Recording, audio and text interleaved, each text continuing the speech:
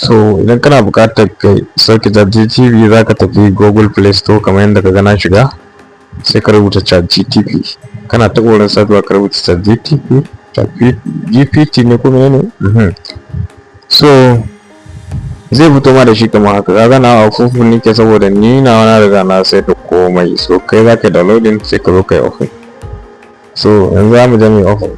Ga yadda za ka yi tambaye shi nan ka yi hutu, amma bara mu je mu duba dashboard can sama. Yawwa, don za ka yi register da email address da full name ɗinka za su baka password. So wannan history ne da na ɗan tambaye shi a kwanakin baya kenan. Ga sunan nan Ibrahim Adamu, and then kuma ga shi nan account ɗina, ga email address ɗina na ƙasa. Duk profile zan iya tattauna wasu abubuwa, har hoto na zan iya sawa. So wannan shine da yanda misalin shi ChatGPT yake. Application ne, ka je ka sauke shi, yana da matukar amfani a wannan lokaci, a wannan zamani da muke na Web3, domin artificial intelligence shine kan gaba a al'amura na ci gaba, musamman harkan technology.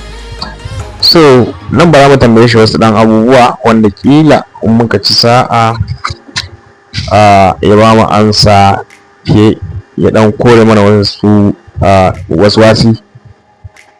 So me ya kamata mu tambaye abokina menene gaskiya akan affiliate marketing ko yawa menene gaskiya akan affiliate marketing? Yawa tambaya ce sa question. Yeah. So wannan kuma muna son mu tambaye shi ne, wai wasu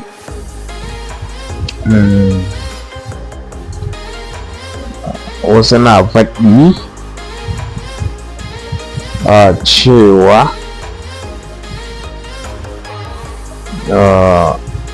affiliate marketing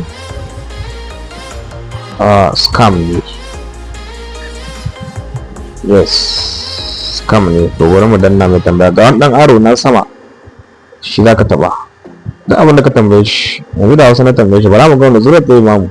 Artificial intelligence, technology, ga an samu nan ta bayyana. Abokina Ibrahim, gaskiya zan faɗa maka ba tare da ƙarya ba, in ji shi kenan. Tun na tambaye shi ne yayi, ga tambaya na sama.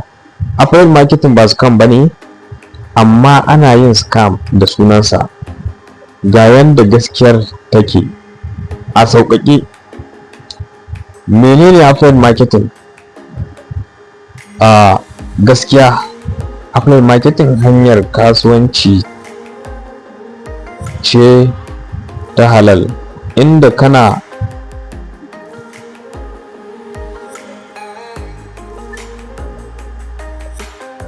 tallata samfur ko sabis na wani. Idan mutum ya saya ta link ɗinka, kana samun commission. Wannan tsarin manyan kamfanoni suke amfani da shi. Kamfanonin sun kama kamar wa'inda irin su Amazon, wanda ke kasar China ne ko, Jumia, Degis Store ko, yes, Degis Store 24, Espania, Clickbank. Wa'innan suna amfani da irin wannan kasuwanci wanda za ka yi kana gida kuma kana samun alheri, da ka rinka tallata kayan da ba naka ba. Idan scam ne, da gwamnati da manyan kamfanoni sun rufe shi tuntuni. To me yasa mutane suke cewa scam ne? Saboda mutane iri uku ne. Na ɗaya, masu yaudara, su ce suna cewa ka biya 10,000 yau zuwa gobe ka samu 500,000. Wannan ƙarya ne, in ji ChatGPT ba. Affiliate marketing ba get quick rich bane, ma'ana ba abu bane wanda zaka samu kuɗi yanzu.